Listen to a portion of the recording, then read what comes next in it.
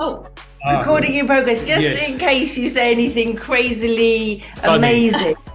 We are with our very good personal friends, Andy and Janet Johnson, who are living on the south coast of the UK. And it is so good to see you both. That was really good to see you. Long time no see. Oh, it has been a long time.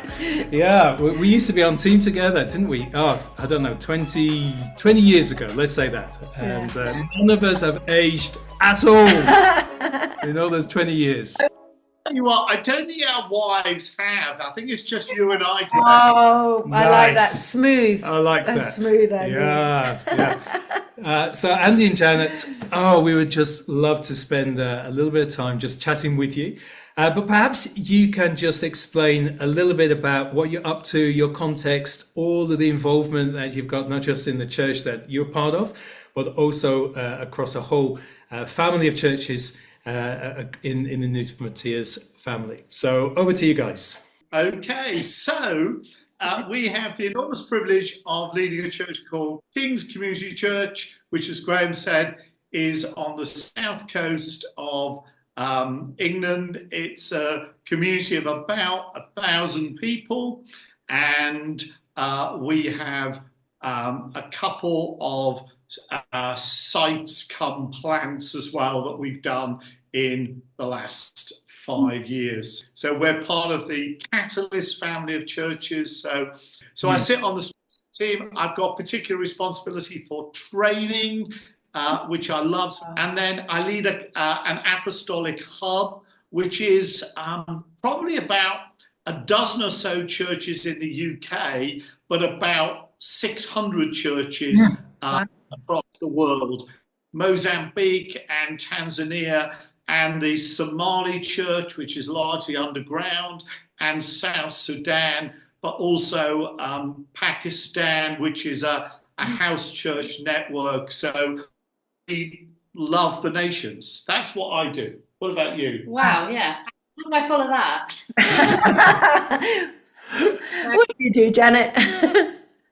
Yeah. Well, we're both obviously on staff here at King's Community Church, and my passion really is welcome and integration. It's so how do you make the church accessible to the community? Yes. Into church life will come through probably, my radar and things, and how do you build people into community? And I also head up the pastoral side of the church alongside one of the elders here as well.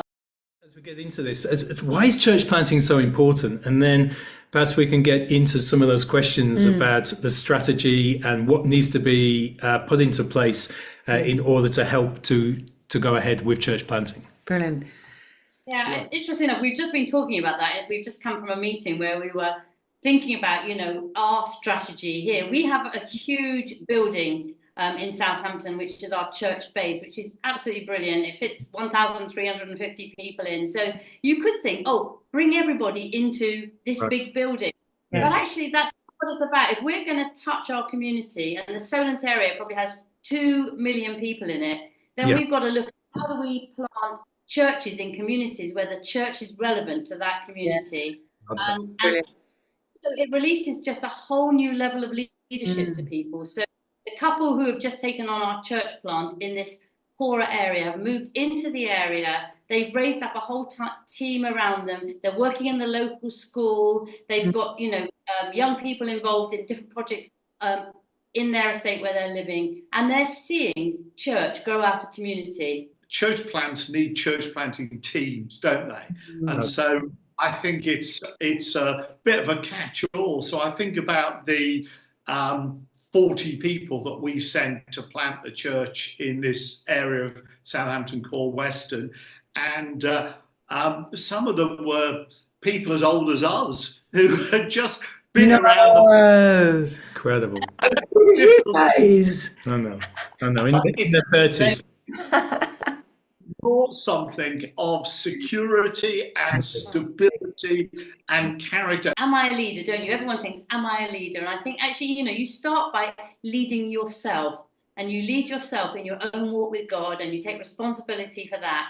And then I think you just start like looking around, who can I invest in? And so maybe, you know, I don't know who you've got sitting in the room with you there, but you've probably got potential children's work leaders, and you've got worship leaders, and you've got young people's leaders, and you've got people that will just bring a sense of security and stability to a family as you gather together as in a church plant. So who can lead, who can plant a church? Well, in a sense, it takes everybody together, doesn't it? So really you're saying, don't discount yourself. I know that everyone is going to be listening in the room now. Don't discount yourself. It can be for anyone and everyone. Now, you're into a UK context. You're also, you talk about the hundreds of churches that you're involved in and overseeing. Maybe not everything has the same resources that maybe you have access to. We're in an African Zimbabwean context. But can you just touch in now, even on that side of stuff? How important is it even to have a financial plan? Well, that's a big question, and I guess it really does vary so much according to the culture and the location. So in Pakistan, the network of churches is about 50 churches that are all house churches. They're all 30 to 40 people. So I do what I can to help them, but it's when we've got limited resources, and we don't want to produce a dependency culture anyway. We're there to be resourcing what they're doing. So one of the things that we have done is we produced a video package which takes people through the whole Bible in 12 modules, and each module is a half-hour video. It's 6 half-hour video slots. And we've got great Bible teachers, and basically we've given back to them as their theological arm for their church planting. Very good. In other contexts, it's going to look different. In our local context, we actually managed to do a partnership with a local Anglican vicar, and had been to a New Frontiers conference, probably about 15 years ago, and someone prophesied over him that he would work with New Frontiers in church planting. Yeah, I love what you're saying about the house churches. I guess that literally is his house churches, and actually it's not stopping you planting because you don't have big budgets and you don't have even big facilities and buildings. This is, I guess, this is literally in people's houses, and so. I think sometimes it can be you can hold back because you think, we need a building, we need a venue, we need resources, instruments, PA, whatever. And actually, I think something you're touching in on, which is probably something very much closer to our hearts here in Zim, is we probably don't have the resources. In that context, a church building would be probably harmful for them because Pakistan, obviously, it's Islamic.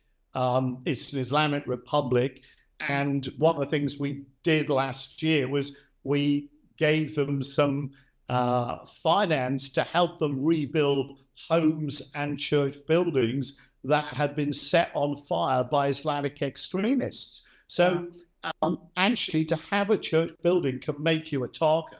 So it's better to be more under the radar. I guess I'd love to jump back to a really important question. Like the first question we had written down was like, why even church plant? Yeah. Why do we do that?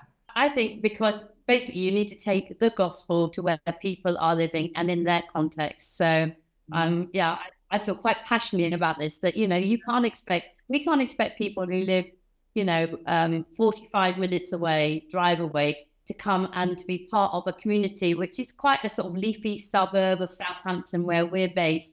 Actually, you want something that speaks of church in their own local community. If we want to see it grow, then people, we want to make disciples who make disciples, don't we? We want the whole thing to grow out of what we've birthed. So if you want people to bring their friends, they don't want to say, come in the car with me, 45 minutes to church. It's not in our context here anyway. I don't know how that translates to your context. But we want to see thriving churches built in every community. How do you go about building those relationships with local people? And how important is that? Interesting in the two different situations that we've worked in recently. I think the one in the more socially deprived area has been a quicker burn because they already were well ingrained in the local community. Wow. So we did actually own a building there, which was a miracle in itself. It was given to us by another church for the pricely sum of £1. Love that. How many Zeke? Zeke? I don't know. Yeah. So anyway, go on. We're just contextualizing. About $1.20.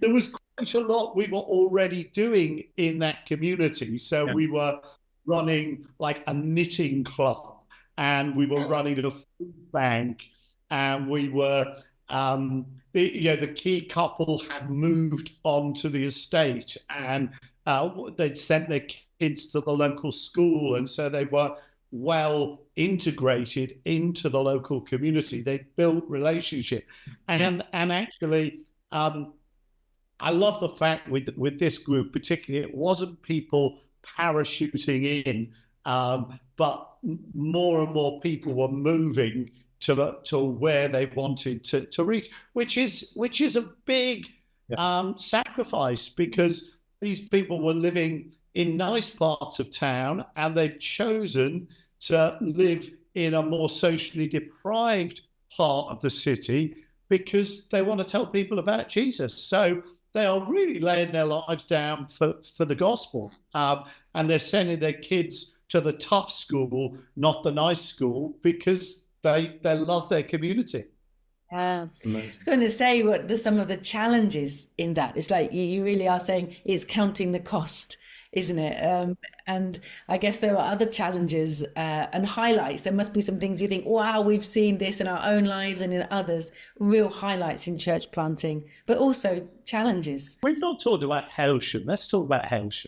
That came into my mind actually with Hailsham, of thinking you moved from leafy Eastbourne to not so leafy Hailsham.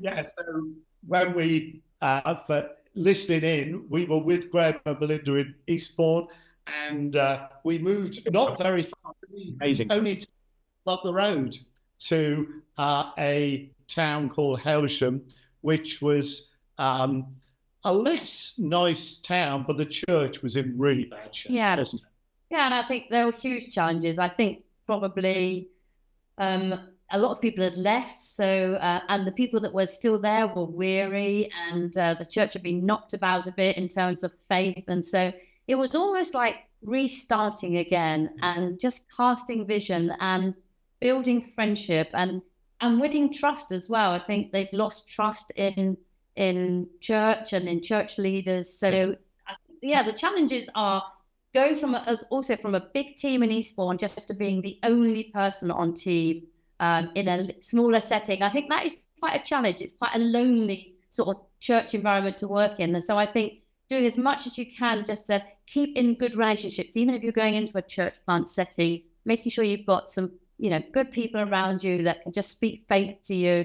I think they were the challenges. The finances were a mess. Everything was a mess, really. So it's like starting from beginning and just beginning to speak in faith and speak in good biblical principles and just starting again, really. Yeah, I think for me, you talk about counting the cost. We used to come home from the first couple of years and, really depressed, and sometimes a bit. Yeah, really. Yeah.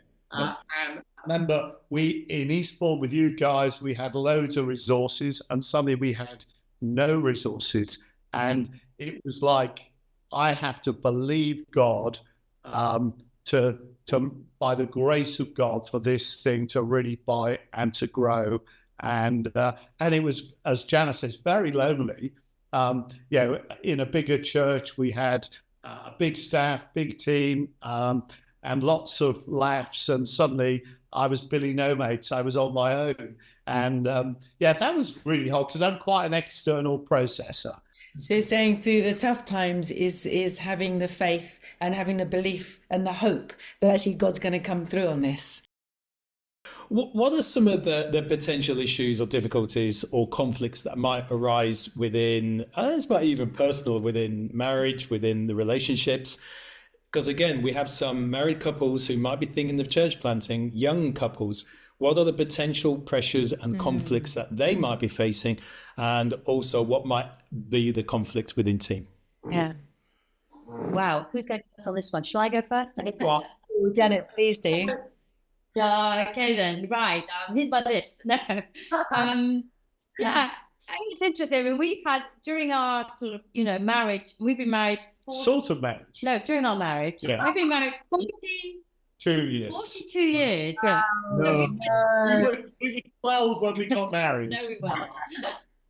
We've had times of working in church together, and we've had times of working in other professions separately. And we will probably say that coming back to this section of our life now, so we're very much working on team together. So Andy leads the team. I'm very much involved in the sort of senior leadership as well. And this has probably been some of the most challenging time for us.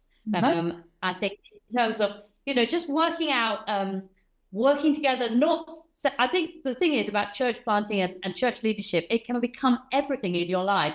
We're empty nesters now, our kids have left home, so if we're not careful, we work all day at this, we talk about it when we're at home in the evening, we have a day off and we analyze different things about church life. So when you have your Sabbath rest, it's a real rest, and you have headspace and you keep prioritizing your own marriage and your own family and things. And yes, we want to be passionate about building the church, and we want to give our all to it until the day we cross that line into eternity. But, also you have got to keep a balance in your life so that you are building relationship, building friendships, building marriage, as well as building church.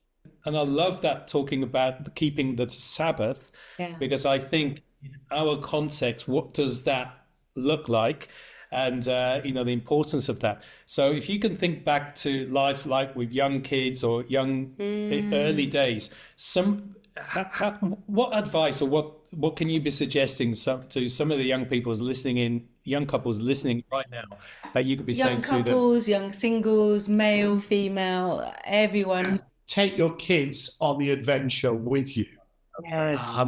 Right from the start, we've always tried to build a sense of, come on, let's have a lot of fun in serving God along the way. Yeah, and also whether if you're, I'm just thinking about some people, they might sit in the room and they're single, they're just thinking, well, how do I get started? And I think put into practice principles, in your teenage years, in your early 20s and things like that are going to see you through for the long haul. So learn how to put boundaries around your life, learn how to manage your time well, learn how to put God first in everything, in every relationship, friendship, whatever it is. Learn how to put God first with your finances. Learn those patterns in your teenage and your 20s, and you will still be living them in your 60s. To say that we know that these guys are telling the truth, because our kids really benefited from coming around to your house. They were like age 3 and 4. And your kids used to take them in their sleeping bags and slide down the stairs. How important is it to have a degree of external support? So you talked about it's a lonely environment. It can be tough going in and you're coming back and it's just depressing. Those first few years were depressing. What do you recommend in terms of looking for that support so people are just, you're not on your own? Yes. Yeah, I think that's a great question. I think there's 2 areas that I would say. First of all, we are apostolic movements, aren't we? And so we do believe in the apostolic input into the churches that we are wanting to plant and build. And I can certainly remember going to Hailsham, and if it wasn't for the guy who was inputting that church, it would not have got off the ground as we were relaunching it. I had the privilege last week of speaking to all the Catalyst Apostolic Hub leaders, and this guy was in the room, and I was able to say, what you did for us 20 years ago in standing with us was just worth his weight in gold. And I could tell as I was saying that, he was profoundly moved. That's a beautiful thing. So I love the apostolic input. And the other thing I would say is just like develop good friendships from outside the church. And so there's somewhere to offload emotionally and relationally that is a safe place. That some just really good, trusted friends who love Jesus and love you, and you know that they are going to speak wisdom and faith into your situation. I think mixing with people of faith is really important. Such a helpful. Yeah, really helpful. And as much as we can enthuse and encourage and church plant, come on, let's everyone go on the church plant. Sometimes however much effort and energy and life and faith you put in, it just doesn't always work. Okay. So what do you do in a situation? Have you got any thoughts or advice or experience? I mean, I guess, again, that the strength of the way through that comes down to team, doesn't it? So people that are standing with you. So obviously the immediate answer is, you've got to pray, you've got to see and find a way through. So if you're hitting a brick wall, and sometimes you hit growth brick walls, don't you? And so you've got to question, is this a brick wall because actually this needs extra gifting of leadership to come in? Or is this a brick wall because actually we really need to pray that God breaks down some strongholds here and we need to see some breakthrough? So I think there are lots of different reasons. I don't think if a church plant doesn't work, that is never a failure, because actually, you've responded in faith and encouraged to what God has called you to do. And I would say, if something has to stop, go and get involved somewhere else, rethink, re-believe God again and go again. I think it takes a whole mixture of giftings to build a church. And sometimes it's a green light from God, sometimes it's an amber, it's a wait, and sometimes it's a red and it's time to stop. And I think, come on, actually we're bigger than it's not about us at the end of the day. It's not all about me. It's all about actually, let's hear what God is saying and let's build in faith. Yeah. I think Janet used the word strongholds there. I think we must be really mindful of course, Satan hates church plants because it's advancing the kingdom of God. And so sometimes there is a battle and we have to hold ground and push through. But I think, as Janet says, sometimes for all sorts of reasons, things don't progress as we would have hoped. And again, I think that's where listening to outside input, whether it's friends or apostolic input, saying, just be prepared to put this down, because in the end, it's all about Jesus. It's not about our thing that we desperately need to hold on to. These have been phenomenally helpful just to have, your thoughts and your input and advice into these. Perhaps is there, I don't know, if a concluding question would be, what would you be saying to a room full of people in Zimbabwe who are wanting to live for God, who are passionate about Him, they're willing to serve Him? Some are single, men, women, some are young couples. What would you be saying to them as kind of like a final encouragement? I would be saying, go for it. I would be saying, just go for it and exercise faith. I've spoken to a couple of older leaders, even older than us, who finished their ministry, and I've asked them, what would be one thing that you would do differently? And both of them said to me, we would exercise more faith. So I'm thinking, if you're speaking to a room full of, younger leaders, I think go for it, believe God, step out in faith. Andy, Janet, Oh, what a privilege this has it's been, been just brilliant. spending time with you. Thank you. Thank you. It's so lovely to see you guys as well. I wish we were in the room with you. Yeah, but hopefully at some point in the next couple of years, we will get in the room with you. Oh, that'd be amazing. What a great idea. Yeah. So thank you, and let's catch up again soon.